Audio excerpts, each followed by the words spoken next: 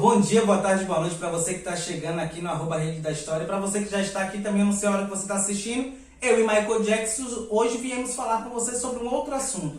Ai, prof, eu estou começando a ter acesso a questões antirracistas, o que eu devo ler? Velho, esse é o assunto que a galera mais se pergunta. Por onde começar para entender as causas raciais, as questões étnico-raciais? Isso serve para pessoas negras, para pessoas não negras. Tá? Isso é um tema que é para todo mundo. Então, por onde começar a ler? Muita gente tem vários passo a passos, mas qual será a minha dica? É isso que a gente vai debater aqui hoje. É isso que a gente vai tentar criar estratégias de por onde começar a entender as questões étnico-raciais no Brasil. Então, não sai daí que a gente volta já já.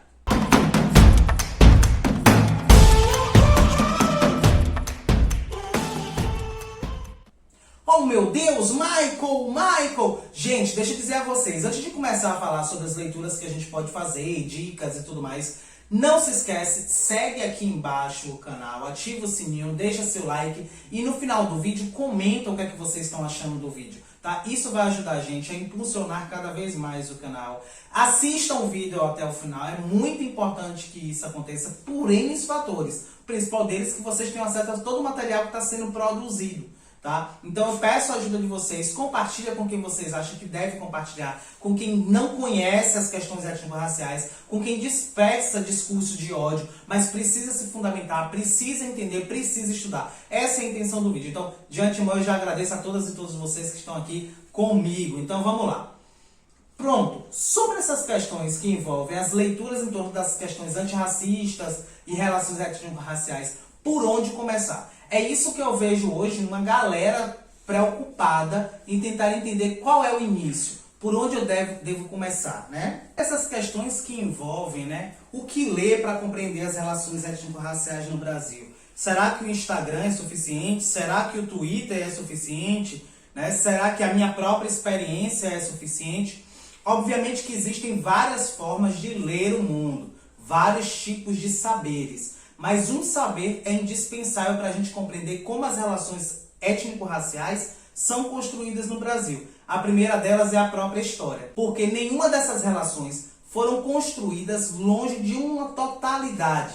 Né? O racismo ele não foi construído a partir apenas da dimensão individual do sujeito. O racismo ele foi construído porque existe uma construção estrutural. É o que Silvio Almeida fala. Então, o que é que eu devo ler? Por onde eu devo começar para compreender essas relações? Depende.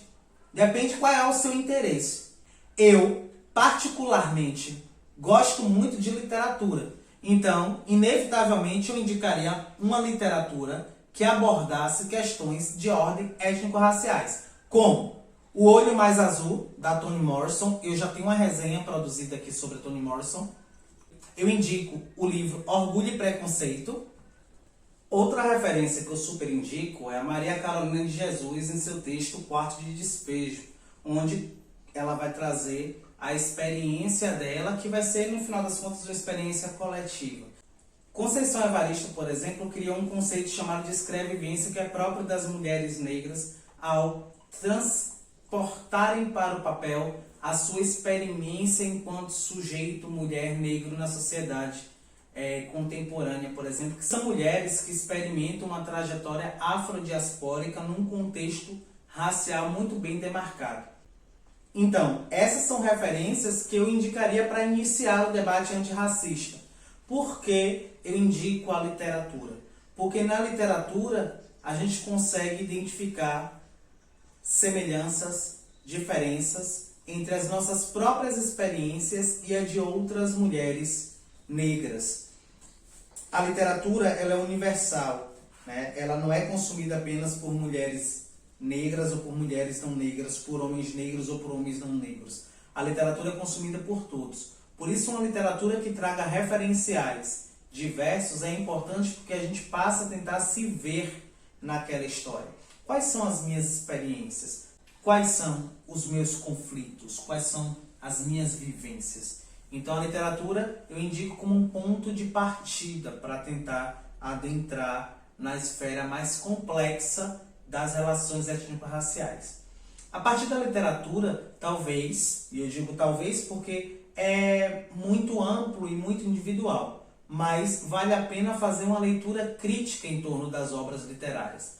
Por exemplo, aqui no canal eu tenho uma resenha sobre O Olho Mais Azul, onde eu verso sobre a teoria do darwinismo social, onde eu vou versar sobre eugenia, sobre corpos que são construídos para serem inferiorizados, né? Então, uma resenha crítica sobre o texto talvez valha a pena para a gente ampliar o nosso olhar e ali obter outras referências, agora teórico-metodológicas, que fazem análises sociais em torno do contexto da sociedade em questão.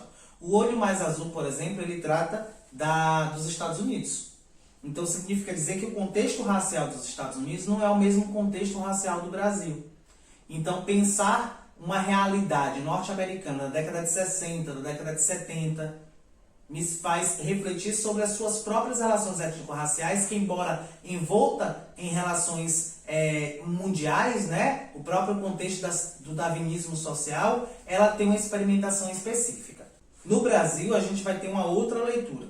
Quando eu indico Carolina Maria de Jesus, automaticamente eu indico a leitura de Conceição Evaristo para pensar a própria estrutura literária de mulheres negras a partir do conceito de escrevivência, que é esse colocar no papel aquilo que é próprio da sua vivência. E essa vivência, ela tem gênero e tem raça, tá? Então, não é um conceito que se aplica a um bojo amplo de mulheres, não. É uma questão específica do movimento de mulheres negras. E isso é muito importante da gente demarcar, porque o movimento de mulheres ele não abarca o movimento de mulheres negras, porque ainda que mulheres negras sempre foram colocadas como as outras. Por isso a gente tem um movimento específico de mulheres negras, né? Então, perceba que para cada literatura que a gente lê, a gente pode aprofundar nas questões que estão ali especificamente tratadas,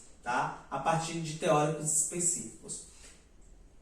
Uma coisa que eu acho interessante, que talvez é uma leitura que ela está bem acessível, porque ela é muito barata, ela custa R$19,90, se não me engano, não sei como é que está agora, né? Que é a coleção Feminismos Plurais, da Djamila Ribeiro. Racismo Estrutural, Intolerância Religiosa, com Rodney Williams, né? Lugar de Fala, da Djamila Ribeiro, Interseccionalidade, com Carla Cotirene. São textos muito acessíveis, tanto no preço, tá?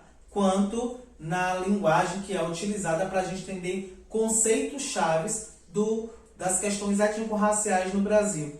Djamila Ribeiro, que é uma filósofa, né, brasileira, ela, quando promove esse movimento, ela tem justamente o intuito de popularizar uma discussão que estava presa nas academias. Não que não seja importante entender esse movimento dentro da academia. Pelo contrário, é muito importante. Inclusive, é um reflexo de acesso de mulheres e homens negras e negros no espaço que é elitizado como o espaço da universidade.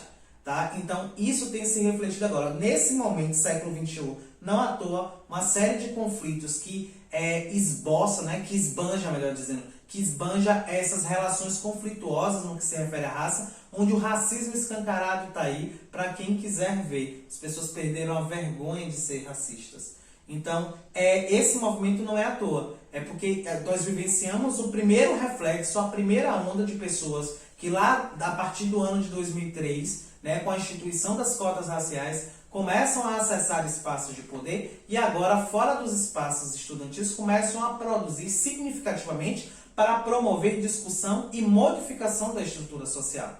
E aí, a obra de Djamila Ribeiro, né, acessando primeiro as redes sociais, depois aí fundando a editora, né, promovendo uma discussão mais intensa, mais complexa, mais aprofundada, no entanto, com a linguagem não prolixa, né, do próprio argumento teórico-metodológico, essa ideia de promover a discussão no meio social e fazer com que todas e todos tenham acesso. Por isso o livro também ele é barato se a gente compara com a produção de livros no Brasil. Que livro é artigo de luxo.